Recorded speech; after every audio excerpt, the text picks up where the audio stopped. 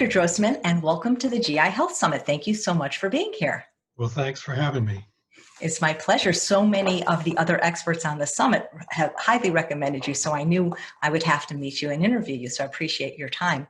I find it very interesting that you're not only a gastroenterologist, but you're also a psychiatrist. So how does being both of these specialties help you treat patients?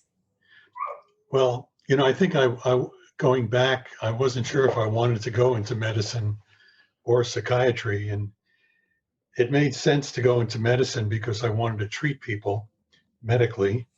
And then along the way in my training, I got to see that a lot of what I was learning about the medical diseases didn't always correlate with what the patient said. There was kind of a disconnect.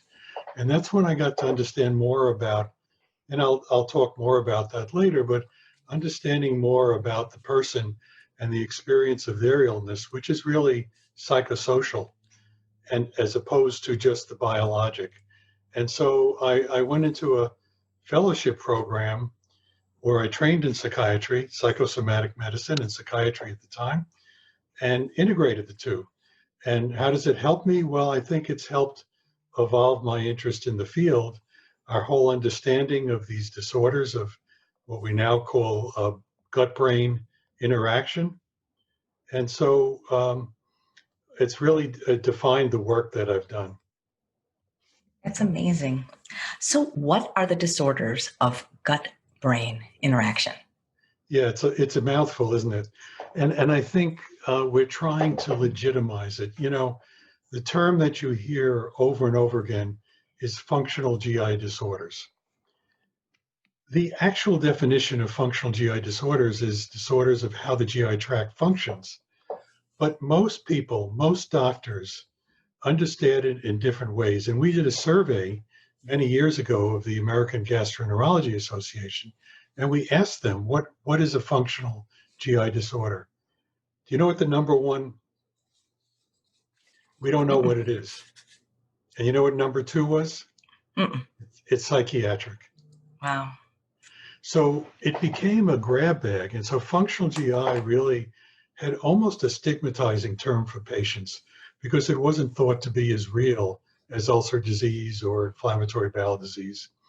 So with the Rome Foundation, we basically wanted to make it more scientific. And I'll share the screen and show you the definition. It's a group of disorders classified by symptoms related to any combination of these factors. And this is what these disorders are. They're multiple factors affect when a person has irritable bowel or chronic pain or nausea and vomiting. It can be motility. That is how the muscles are contracting in the gut, too fast or too slow for diarrhea or constipation. It can be hypersensitivity, which really means a low pain threshold. You could cut up the bowel. In the conscious person, they don't feel it. But when you stretch the bowel, it causes pain. And hypersensitivity means you need less stretch to cause pain. And that gets into all the work about FODMAPs and other substances that stretch the bowel by the gas that's produced. It can relate to altered mucosal and immune function. And what we mean by that is the barrier between the bowel, the inner gut, the food and everything in the gut and in the body is broken. Some people call that leaky gut. And then we have the microbiota. That's a big deal these days. Bad bacteria and good bacteria, and altered CNS processing, that is the connection between the brain and the gut. And that's altered in these people.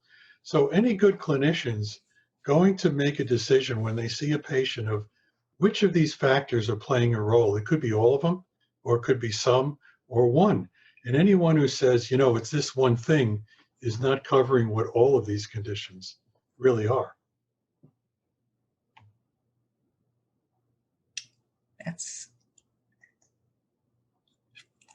So you've written about mind-body dualism and the biopsychosocial model. How does this help you treat patients that have GI disorders? Well, I would like to think it's not just helping me, but helping the patients. The common scenario of mind-body dualism. So a patient has a GI problem. They go to the doctor, and the doctor does an evaluation, and the evaluation is negative because they have irritable bowel or some disorder like that. And the doctor says, well, there's nothing wrong. It might even go on to say, must be stress, learn to relax. That's not very satisfying for patients. They're not being told what they really have. It's almost putting them the responsibility that they have to do something about it.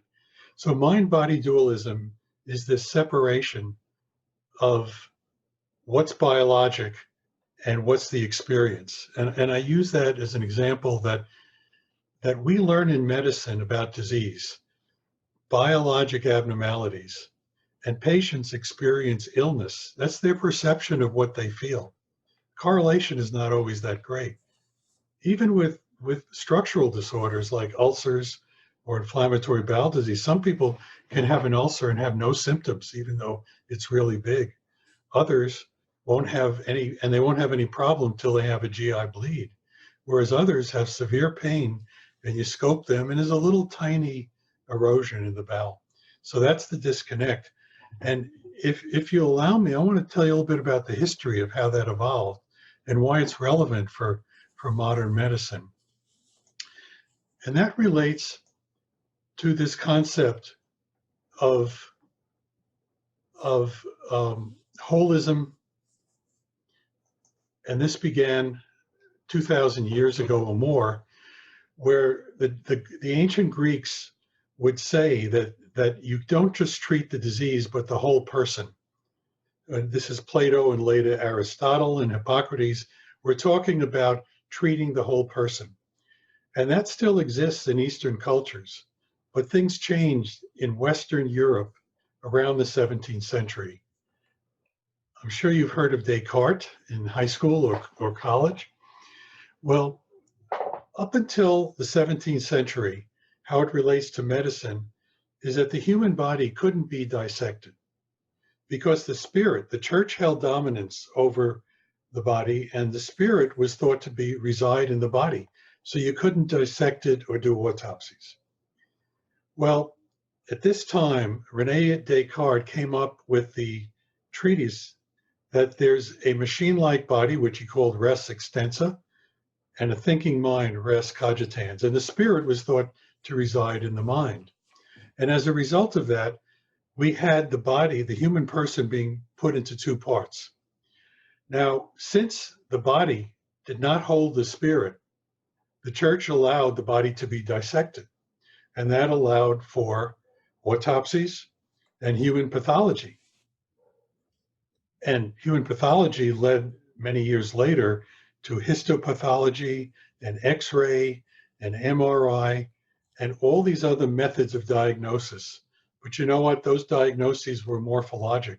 You had to see something. So back in the 17th century, when people had mental aberrations or physical symptoms that weren't explained by structure, what do you think they were thought to have? Some kind of mental illness?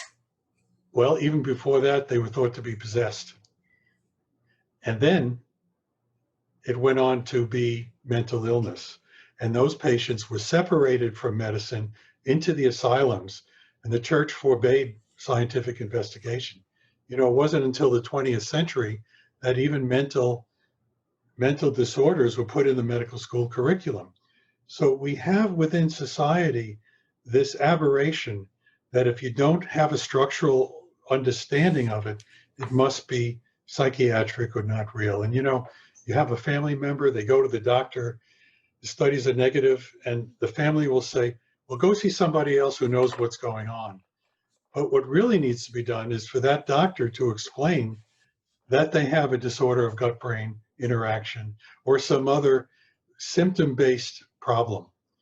And so what we have now is this hierarchy between what's considered real or organic and this perception that's functional. And that really permeates society. Here's a cartoon that demonstrates that. This is from the New Yorker. I'm sure you could have guessed that. The old body checks out. Let's see what Doc Atkins here makes of the old mind. And so you have the internist, and if you're into body language, he's literally washing his hands in the case and smiling as the psychiatrist waits to receive the patient. The patient is somewhat surprised and not very accepting, because why in the world would the patient think that because the studies are negative that it's psychiatric? But that's the attribution, and the medical cartoons demonstrate that. So how do we deal with that? Well, that leads to what we're calling the biopsychosocial model, and this was based on our work with Rome and my research, and it comes from my mentor, who was George Engel, who was an internist and a psychiatrist. That's how I trained. And he talked about that medical illness is not just biologic, but it's the interaction of what's going on in the mind and what's going on in the body. And in GI, we call that the brain-gut axis. It can have derivatives. There could be genetic factors, culture, there are cultural differences. There are differences in various religions and cultures. For example, there was some interesting work in the 1950s of immigrants in New York City. And they looked at first-generation immigrants from Ireland and Italy.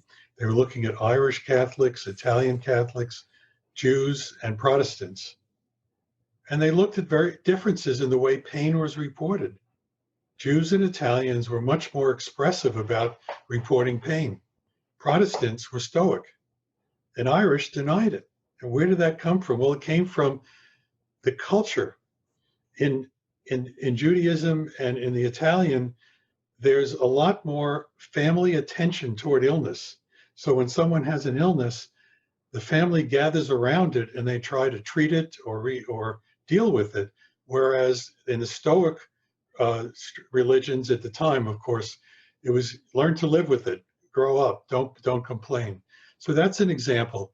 There are early environmental factors like deprivation and trauma and abuse, and how the family interacts around it. All that can affect how you experience pain, and also affects how your gut reacts. And this is what we're calling the brain-gut axis. You can have a lot of physiologic disturbance here and not have much going on because the brain is compensating for it.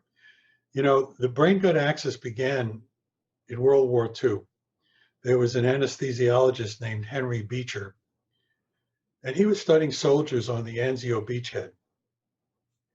And he found that the soldiers who were wounded in battle were not reporting pain. He was supposed to give them morphine, and there was no morphine requirement. But when they went back to the hospital, out of the battle, the pain went up and the morphine went up.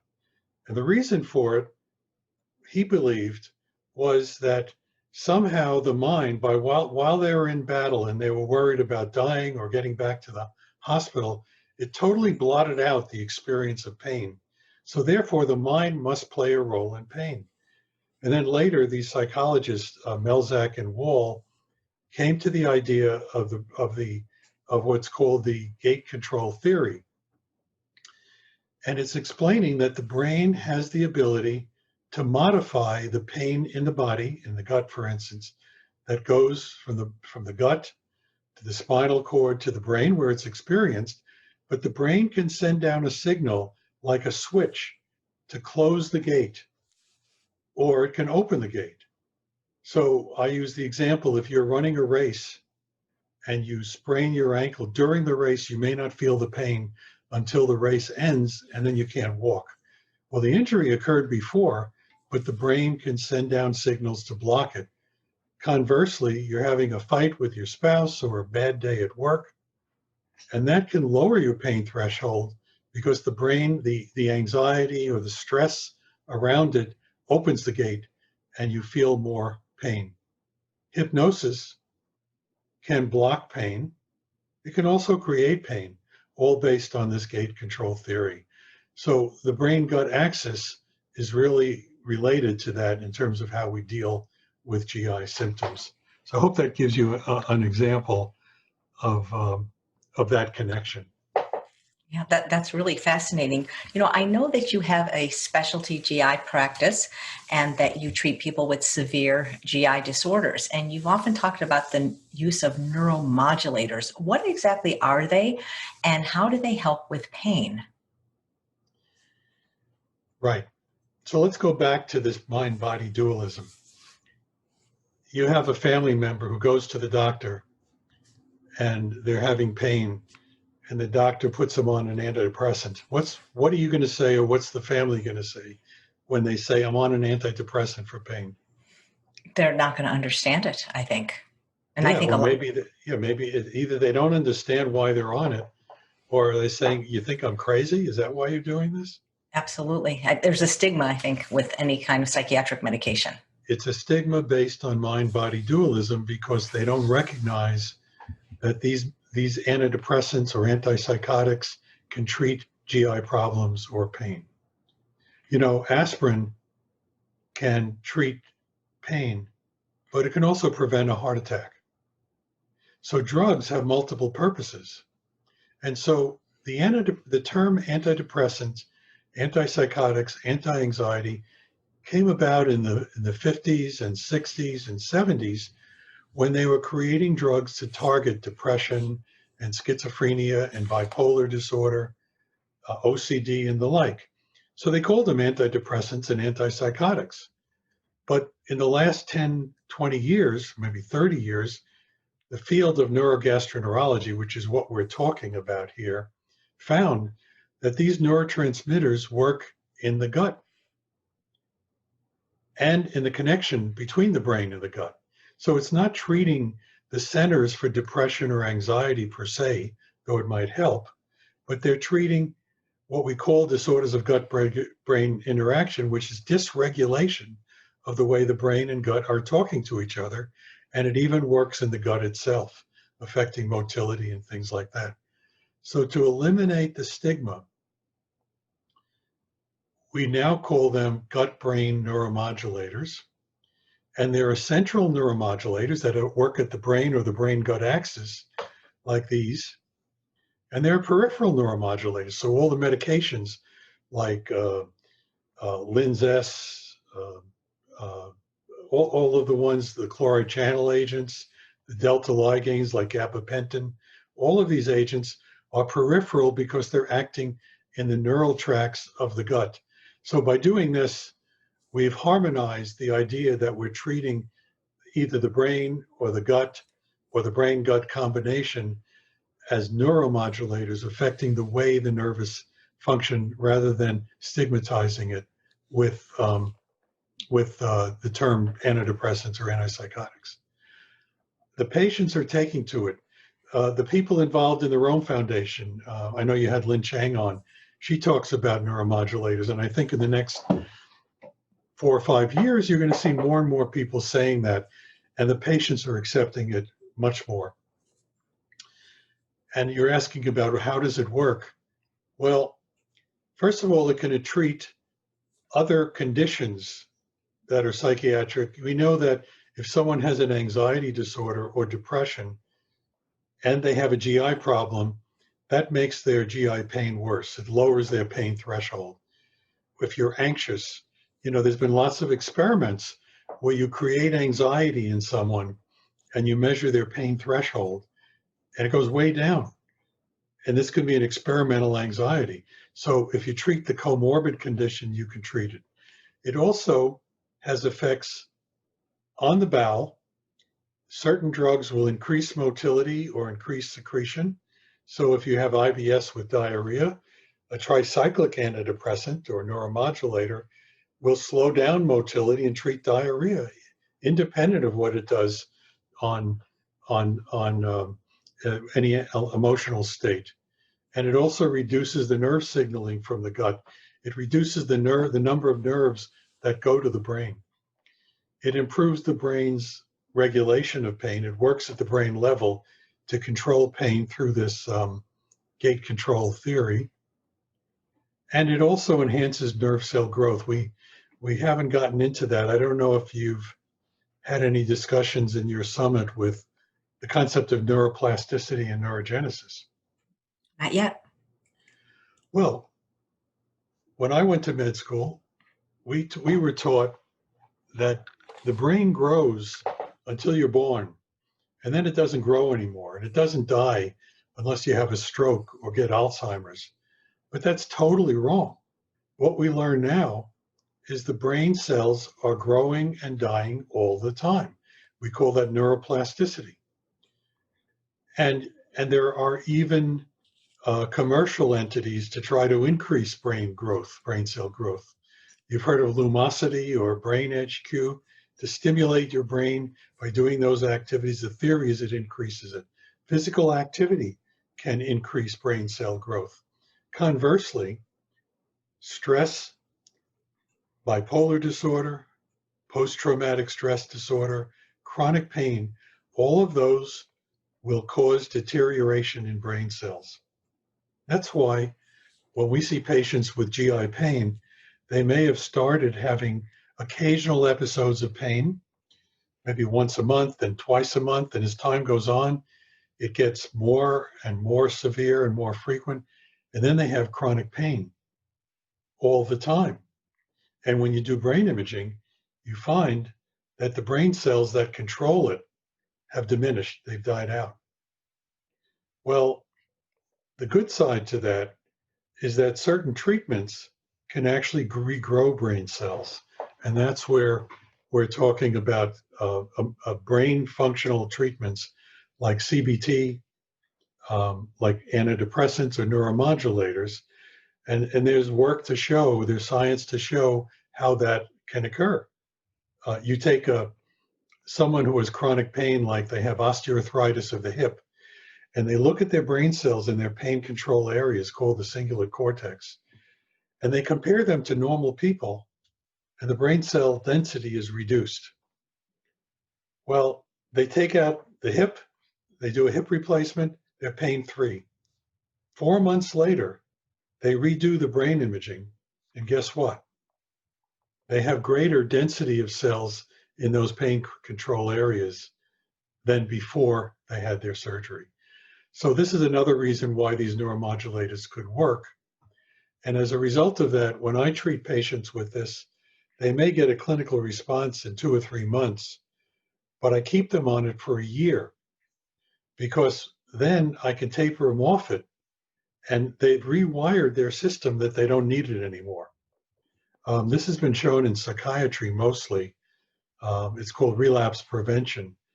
If you treat somebody with major depression with an antidepressant for 3 months and you stop treatment, they're better, and you stop treatment, 50% or 60% will relapse. But if you keep them on it for a year and stop it, only 20 or 30% relapse. The rationale seems to be that there's been this rewiring or neurogenesis for that to occur. So that's kind of how we use the neuromodulators. And I think I should point out that we use it not for every patient. You know, you're doing a lot of dietary work. People have talked about the microbiome. We've talked about the brain, the DGBIs as having multiple factors. So my practice are the patients that have failed everything. They have severe pain. Nothing's working. That's the group where they've become chronic, and you have to work on this brain-gut axis. The average person who has IBS, for example, they don't need to go on an antidepressant. They're going to be treated with lifestyle changes, dietary factors, whether it's FODMAP or anything else rational. There's a lot of science in the mild to moderate, but the 10 or 20% or 30% where it gets really severe, that's where these treatments come in. It's all complementary. How did you first discover that these neuromodulators that were traditionally used for psychiatric conditions were effective for GI disorders? Yeah, well, that's a good point. It came from my work in psychiatry and my work with the literature in chronic pain in general. So in general, patients who have chronic back pain or migraine headaches, for about 40 or 50 years, people were using these antidepressants, but never in GI. And so I started to use it empirically, and we were seeing benefit. And then I needed to prove it. So we got a large NIH study. It was a $7 million project looking at several hundred people and randomizing them to an antidepressant versus placebo. And we also randomized another group to cognitive behavioral therapy versus placebo. This was the beginning, this is 2003. Nobody had ever thought of doing it then. And we found that it worked. And after that, there's been increasing interest and studies about it, but still to this day, there's more of the experts who are talking about it than the studies supporting it, except for the few studies, the one we did and maybe a few others. In 2018, the Rome Foundation came out with this evidence-based review to show its value. And that's a kind of a popular article now that a lot of younger doctors are learning to use. But if you go to one of the older doctors, they're not using this at all. Some people I know that go on antidepressants never seem to get off them. But if I understand you correctly, Dr. Drossman, when they're used, these neuromodulators for GI conditions, they are not taking them forever. Right. What you're talking about patients with psychiatric conditions that are not going away. So they need to maintain emotional stability or keep the depression under control. So they are constantly adjusting it. And I must say, I do have patients with pain conditions who we can't get off it because the pain gets worse. But for the majority that we treat, we're looking to target them for a year or a year and a half and then taper them off. It just seems maybe because of my work in the health arena, I know so many people that just do not want to take medication for any reason. Again, they don't want to take antidepressants because of the stigma, but there's another element to this. They don't want to take medications because I don't want it to affect my body. I don't want any adverse side effects. I try to rationalize that by saying it may not be permanent. You're looking for benefit. And I use the insulin model, the diabetic model. When you have diabetes, you take insulin because it's missing. You're filling a need that's not there. And when patients have chronic pain, they have abnormalities in their neurotransmitters where they need to replete or increase those neurotransmitters to control the pain because their disease is a deficit of those neurotransmitters. So we're not giving them something foreign. We're repleting the chemicals that are needed, hopefully to regrow the nerves and then get them off it.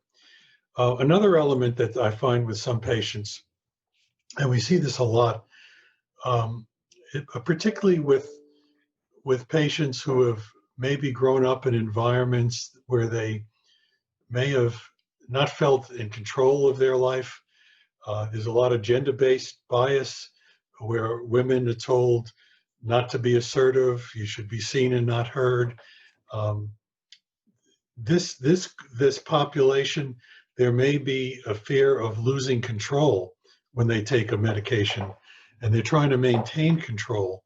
And so that's something that we explain, that you make the choice, you are in control, and you can come off it anytime you want. Why don't we start you on it?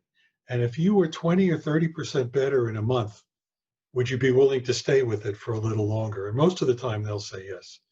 So we are seeing a pervasive element in our society of not wanting to be controlled by medications, which is more of a inner perception of making choices. And that gets into our communication skills work, that we want patients to make choices, to be in control, not to be told what to do or to be put on a medication they're unhappy with.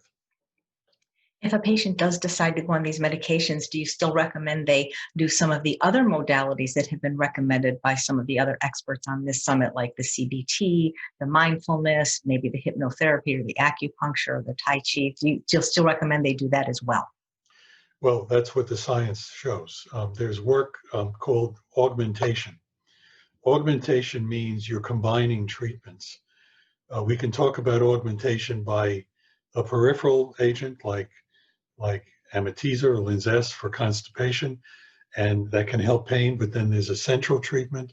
And then we're talking about cognitive behavioral therapy, because patients who have pain experience it in a way that could be very negative.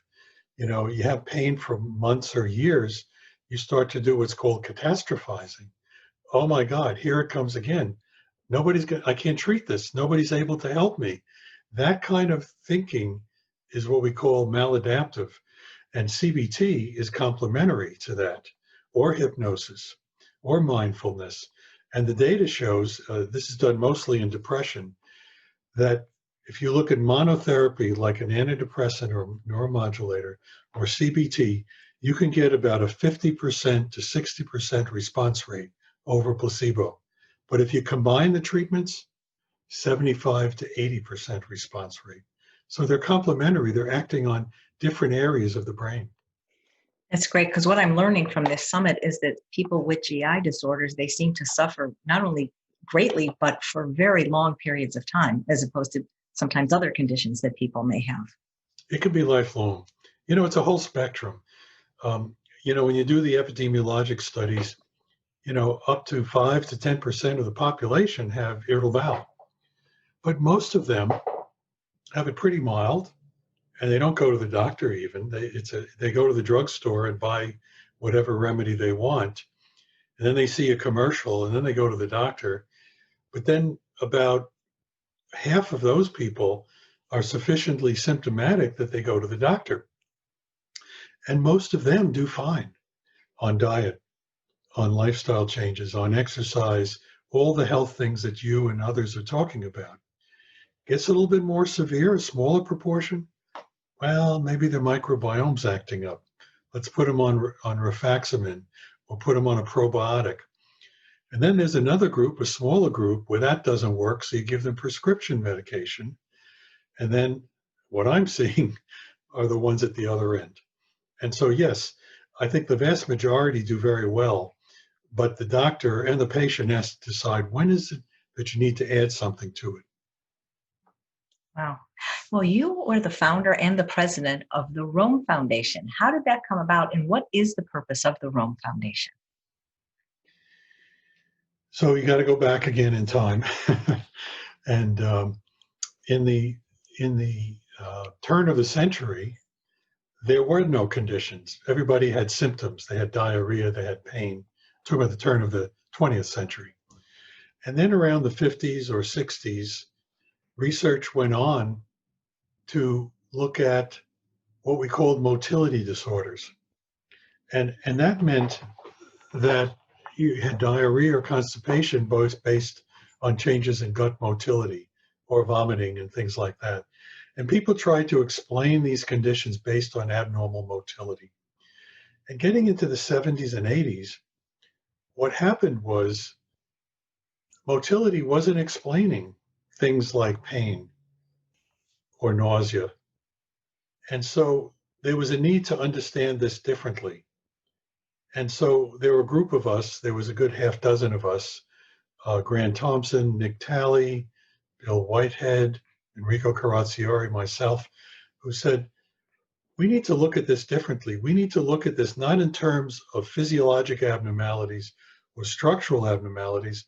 Let's understand and let's study the symptoms patients present to us. So when they come in and they have pain and diarrhea, we started to categorize it. We started to create a classification system for them. And that's what led to the Rome criteria. And this is, let me share the screen again.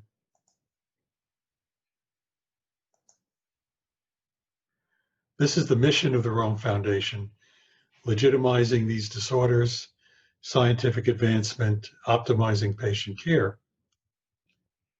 And when you look at how these GI conditions are diagnosed, we talked about structural abnormalities like ulcers, IBD, colon cancer.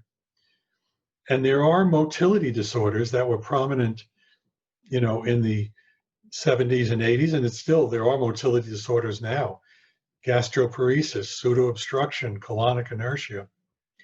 But this wasn't explaining the symptoms. So we created a classification system based on the patient's illness experience, what they brought to us. And by defining them into these disorders, we created a classification system. And that got the interest of FDA, because FDA said, hey, now we can really study these people, irritable bowel, chronic constipation. We have criteria. So somebody who meets those criteria in the US are the same as in the UK or Germany or China. And then the pharmaceutical company said, hey, we have a way to do research studies on our drugs. And so that's what led to the Rome Foundation to take hold. And what you're seeing here is this progression from 1990, when it first started, to the present time, where we're up to repeated iterations, increasing volumes. As the research grew, we went to the next level. Just like in psychiatry, you have the DSM classification. We have the same thing here. And here's what it did for research. If you trace back, it was just motility, and the research was on motility. With the Rome criteria, you began to understand that these patients had the DGBIs, the disorders of gut-brain interaction, with all of these factors playing a role. Now, the only way to study them is to use the Rome-based criteria, and that's led to an explosion of research, even into neuroplasticity. We've talked about neurogenetics, epigenomics. These studies couldn't be done unless you use the Rome criteria to diagnose patients. And now what we do is we have a very extensive educational network with books, teaching programs, digital applications, various intelligent software systems to teach doctors how to diagnose and how to treat patients. Are all GI doctors aware of the Rome criterion and using it, or is it just more of the doctors that consider themselves functional GI doctors? I would say that now, I wouldn't have said this back around 2000, but I would say now that all GI doctors are familiar with the Rome criteria, familiar with the Rome Foundation. They've probably gone to programs, they may have bought the books. I think where we have to go next is into primary care and to advanced practice practitioners and to dietitians and to psychologists to have them understand this too, because the learning is really for everybody, even for patients. I'll come back to it later, but we're going to come out with a book for patients. I think that if you learn what these are and how to diagnose them, it makes it real, and it reduces a lot of the anxiety and distress when you know what's going on. Wow. You know, I know a lot of your research has been on the effects of either psychological or physical or sexual abuse and how it relates to GI illness. Could you talk a little bit about that? Sure. Well, because of this double training, my first NIH grants were looking at the role of psychologic factors. Even before the abuse work, which we did for 25 years, but back in the early, I think we're talking about the late 80s, there was a lot of views that patients with irritable bowel, for example, were physiologic. They had severe physiologic disturbance, and their emotional distress was because of that. And then you had other people saying, well, it's all psychiatric, and they have somatization or they have multiple symptoms. And this was couldn't be reconciled.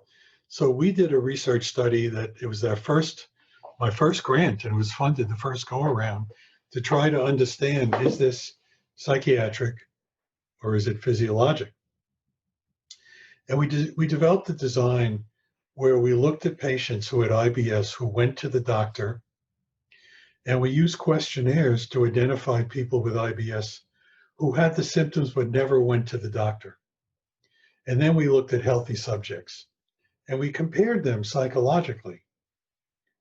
And what we found was that the major levels of distress and anxiety and depression were in the people who went to the doctor but it wasn't present in the people who had IBS who didn't go to the doctor. Their psychologic profiles were the same as normal. So it told us two things.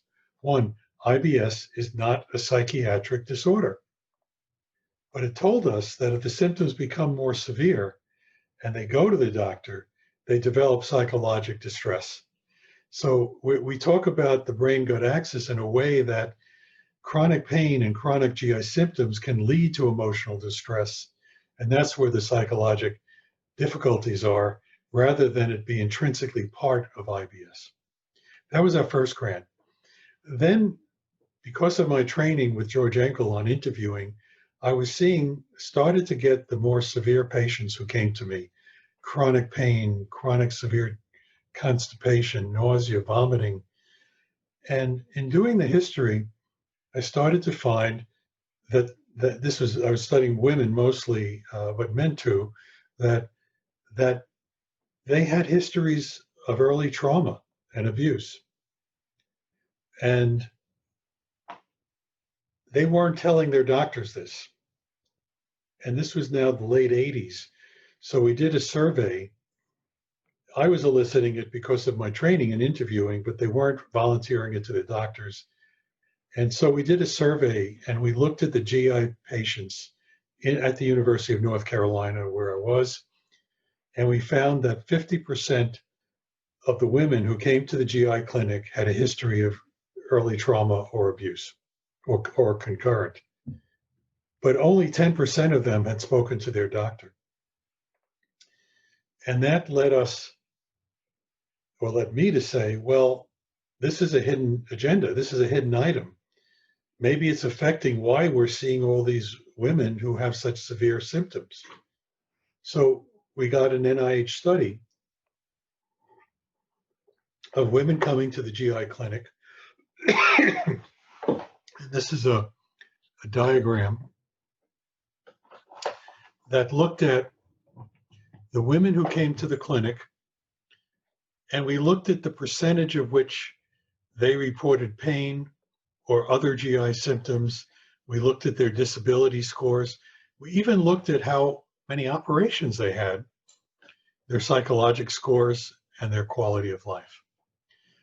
And we developed a questionnaire to categorize the severity of it. In other words, there were 4 categories. There was no abuse. There was attempt, that is, someone attempted but were unsuccessful. Then there was fondling or touch, and then there was penetration or rape. And we found what we call a dose effect, that the more severe the abuse experience, and this also included it's worse when it happened in childhood for a prolonged period of time compared to something happening in adulthood. And we found that the difference was highly significant in terms of pain scores, other GI symptoms, disabilities. Women with a severe abuse history had a greater likelihood of having operations. Why? Because we hypothesized that they came in with more pain. And they would have a study which showed a gallbladder, gallstones, and they were more likely to get the surgery than those who had asymptomatic gallstones. And of course, they had more disability. We even found that the more severe the abuse, the more likely they went to the doctor. So that's why we were seeing 50% in our clinic, because we were seeing the people with more severe GI problems, and half of them were more likely to have an abuse history. Whereas if you look at the general population with no abuse, it's a smaller number. But it didn't end there. I wanted to try to understand the mechanisms, so we started doing brain imaging. And remember I told you about that pain control area that controls pain? That's the cingulate cortex. And what we did, and this was also in association with Emran Meyer, we did a study where we looked at people who had IBS with abuse, and then others who may have had just IBS or no abuse. And we did the rectal distension model to look at pain, and the ones with abuse and IBS had greater pain scores, significantly greater. And then we did brain imaging, And we found that the ones who had the IBS with abuse had more severe impairment of this cingulate cortex compared to the controls. So what we understood now is that the emotional distress, whether it's PTSD or abuse, lowered their pain threshold by acting on the pain control center, leading to the more severe pain. And that's now, I think, a way that we can explain to patients that abuse doesn't cause these GI conditions, but it can affect your pain threshold. It can also affect how you cope.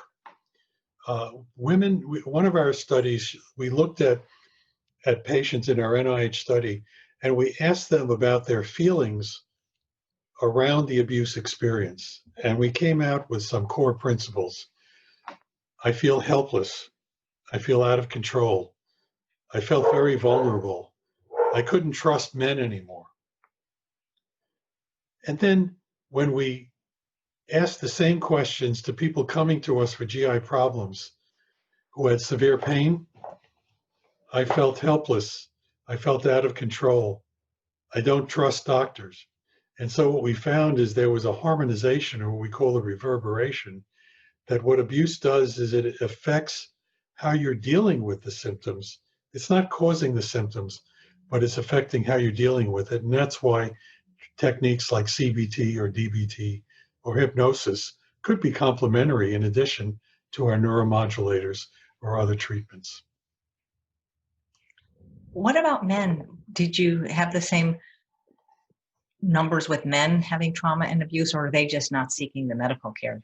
We find that clinically, but we didn't put a grant in for that. And it was a simple reason at the time, because it was the women who were telling us those stories around their illness. When you look at men, there may be gender role socialization factors that affect that. So when women who have an abuse experience have it and they're a child, they may get GI symptoms like pain. And when women complain of pain, they get attended to. They're trying to help them, bring them to the doctor. What happens when a boy starts talking about pain? Oh, he probably gets teased. He's a wimp. Yeah. He's a sissy. Grow up. Well, what do? They act out. Mm. They use drugs. They steal. And so when you look in the prisons, the present prevalence of sexual abuse in men is very high. So those kind of acting out behaviors is where we see the men. Most men who have abuse don't come in with chronic pain as the women do. So that's where I think the difference is. You find that a lot of times men don't even seek medical care as much as women, just for a variety of reasons. But I find that in this whole spectrum of GI disorders that a lot of people don't talk about it because some of the symptoms are what they would perceive as embarrassing. Absolutely. For women too, but most of these conditions are, when you look at epidemiologic studies, that is, you look at the population and you ask them the Rome criteria, it's about 60% women and 40% men. But if you go to the clinic, it's about 80% women and 20% men. So that gap is because women are more likely to go to the doctor for these problems than men. And one of the symptoms that I hear probably more often, of course, I'm not a doctor, but the reason I wanted to do this summit is because I had previously for 2 years hosted a weight loss summit. And one of the things we heard from the participants was one of the reasons they couldn't adopt a healthy diet was because of various GI conditions, all the way from mouth to anus. And one of the symptoms that I hear about probably more than others from people that maybe isn't so much pain, but troublesome and embarrassing is bloating and distension. Do you have any tricks in your toolbox for those? Like, do any of these neuromodulators work? Because of all the symptoms I hear about, that's the one that people just wish they could take a pin and get rid of, pop their belly and have it go flat. Yeah, well, first of all, we have to be clear of the distinction between bloating and distension. They overlap. Someone can have bloating, which is the sensation of bloating, and not have distension. And others can have distension without bloating. So they basically overlap. And we've been talking about and treating in the last few years a lot of women, mostly women, but some men, who have what we call abdominophrenic dyssynergia. I don't know if that came up in your previous discussions, but when we talk about bloating and distension, first it could be that because they're constipated. All right, so you treat that. Then it could be because they have gaseous distension, like pseudo-obstruction. But then you do x-rays and they don't have that. So now we're dealing with this population who have bloating and distension, abdominophrenic dyssynergia, where in fact there's no other cause except very often when they eat, they get bloating and they get distended. Okay? Well, there's some investigators in Spain who've done some work to show, they did CT scans and they showed there's not increased gas, but what happens is that normally when you eat, the rectus muscle contracts and the diaphragm stays up. It tightens and holds in the body when you fill your stomach. But with bloating and distension, the stomach relaxes and the diaphragm comes down. They've tried to do biofeedback with that. They've reported some success, but it's not that easy to do. There is some work about diaphragmatic breathing, where you can increase autonomic tone and you can relax the body. And what we think is happening is what we call a viscerosomatic reflex. You fill the stomach. I'm sure you've heard of the vagus nerve. That's the big nerve that connects the brain and the gut. Well, what the gut does is it sends a signal to the brain that says there's food there. Let's relax the stomach, and the stomach relaxes. But the diaphragm stays tight. But in these disorders of gut-brain interaction, that's not working right. And you get the sensation of bloating because the stomach is not relaxing well. And that sensation of bloating signals the brain, and the brain does this very paradoxical thing of relaxing the rectus muscle instead of the stomach and bringing the diaphragm down, and you swell out. Now, if I ask patients which comes first, most often they will say, I got the bloating first and then I got distended, or it both happened at the same time, not the other way around. And that led me to realize that what's probably happening is that the visceral hypersensitivity of the gut leading to the bloating is sending the signal. So we need to reduce the visceral hypersensitivity. And so what I do is I use neuromodulators to raise the pain threshold. And so in our experience, we haven't done the studies. I don't have a research group anymore. I'm doing mostly the teaching and the Rome work, but I would have done a study to look at that. I think the neuromodulators are increasing pain threshold. So the bloating goes down and the distension goes down. And that's our clinical experience. It's different if it's not meal related. I find it works best. They eat a meal, they get bloating.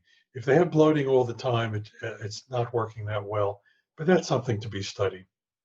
So I think back to your question, bloating is a sensation that could be due to bacterial overgrowth, that could be to increased gaseous distension, could be due to constipation.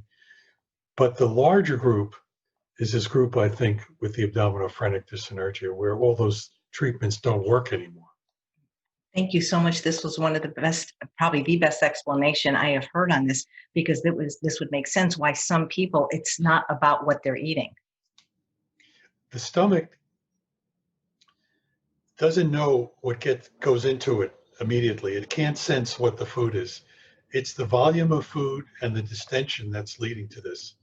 Now, further down the gut, when you talk about absorption of food substances, an hour or two later, then you're talking about SIBO, FODMAPs, things of that sort. But what immediately goes into the stomach, because these are patients who say within minutes, I get distended. And that's really not related to what they're eating. It's just the volume of what they eat. Well, you've written a wonderful new book called Gut Feelings, and you talk in it about the communication between doctor and patient and about patient-centered care. What made you decide to write about this, and why is it so important? That's a whole other talk. I could talk for another hour, but let me try to encapsulate it. Um, from the diagnostic standpoint, from the GI diagnostic standpoint, when I was a GI fellow and I had this training in psychiatry and psychosomatic medicine, when I was about to endoscope someone who had abdominal pain, I would try to predict based on the interview whether we would find something or not. And I was reasonably accurate because I was able to use interview skills to understand not just the physical symptoms, but their psychosocial world, which was influencing their diagnosis. And so that would affect that. But more important to the patient, we talked about illness and disease before. And the illness experience is not just the biology, as I've said. The correlation between what you see morphologically and what you experience is very low. And with disorders of gut-brain interaction, it's literally zero. So we have to understand the patient's world. We just learned that abuse can lead to lower pain thresholds. So we want to understand this. And the other part of it is the impact of the disorder. So 1 month, I did a survey of the patients who came to me. Now, again, I'm in a referral practice. And this is what they were saying. Doctors don't believe me. There must be something wrong. I know it's real. We're getting at the issue of credibility. That's the mind-body dualism. There's a disconnect because the patients have these symptoms and the doctors think there's nothing wrong. Then it got into the credibility. You don't think it's in my head, or I feel like I'm going crazy again, the mind-body dualism.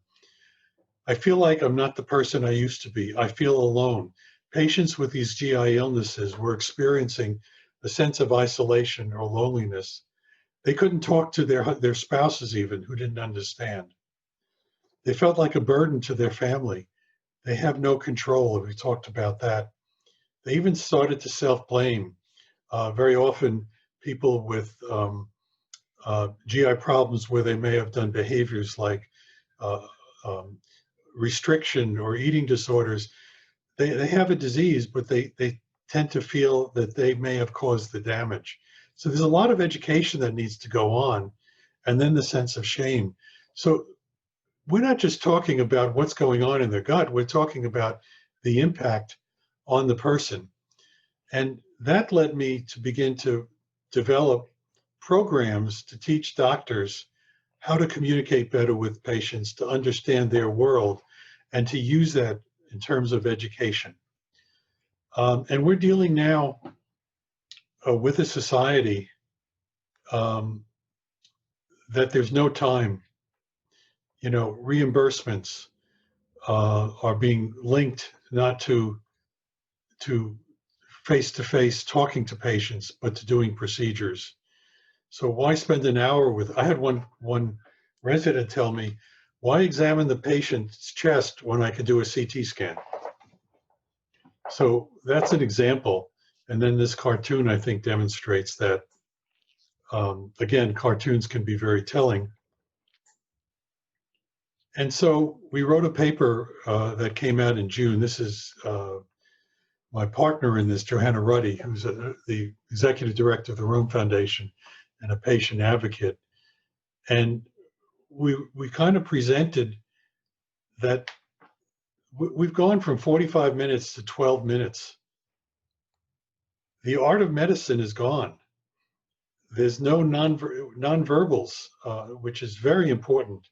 How close you sit to the patient. How do you improve patient satisfaction? How do you get more meaningful information through the patient's world? technology, I gave you this example. Why talk with and examine the patient when I can get a CT? We know that structure doesn't correlate with symptoms.